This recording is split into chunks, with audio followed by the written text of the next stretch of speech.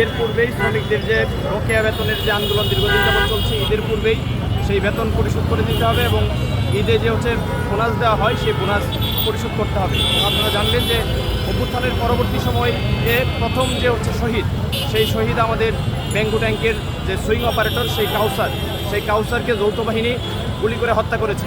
এবং আমরা তখনই সুস্পষ্টভাবে দাবি উচ্চারণ করেছিলাম যে 3 মাসের বকেয়া বেতনের দাবিতে যখন আন্দোলনকারীরা আন্দোলন করছেন, তখন এই যে বৈষম্যহীন বাংলাদেশ সৃষ্টি করার জন্য যে আমরা লড়াই করেছিলাম, ছাত্র জনতার যে অভ্যুত্থান আমরা সংগঠিত করেছিলাম, এখানে তো আসলে কোনো ধরনের বৈষম্য থাকতে পারে না।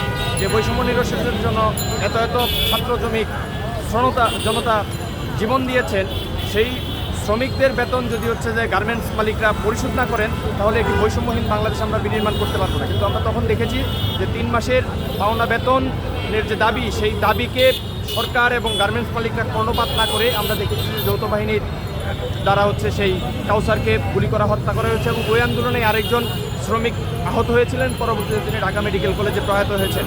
এবং চলমানভাবে এর পরবর্তী সময় থেকে আজকেও গাজীপুরে আন্দোলন হচ্ছে যে গার্মেন্টস শ্রমিকদের যে বকেয়া বেতন এবং যে বোনাস, সেই বোনাস আদায়ের যে লড়াই, সেই লড়াই তারা করছেন। আমরা ছাত্র ইউনিয়নের পক্ষ থেকে সংহতি জানাচ্ছি।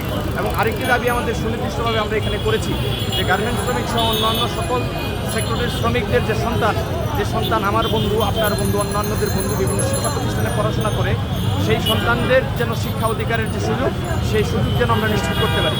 এবং আমরা শ্রমিকদের যে ন্যূনতম জীবনযাত্রার যে মান, সেই জীবনযাত্রার মান যেন আমরা স্বাভাবিকভাবে নিশ্চিত করতে পারি। তারা যেন তাদের যে উৎসব, সেই ঈদ যেন তারা সুন্দরভাবে পালন করতে পারেন।